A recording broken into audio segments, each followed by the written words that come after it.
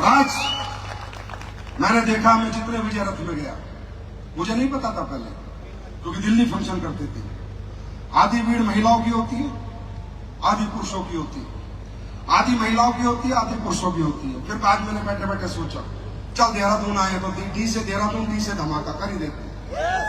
आज के बाद जो भी महिला हमारी कंपनी में डायमंड बनेगी 5 लाख, और अगले जितने भी रैंक लेगी उसमें 10% इनकम आज से और अभी से कंपनी लॉन्च करती है।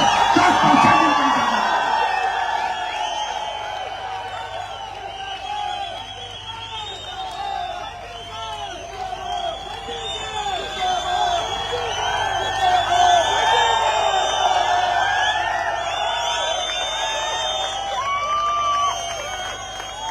मतलब आपका 22 लाख का चेक तो 220 एक्स्ट्रा, 35 का चेक तो 3.5 लाख एक्स्ट्रा, 93 लाख का चेक तो आपके 10 लाख एक्स्ट्रा, 12 करोड़ का चेक आपके तो 1.5 करोड़ आपके एक्स्ट्रा।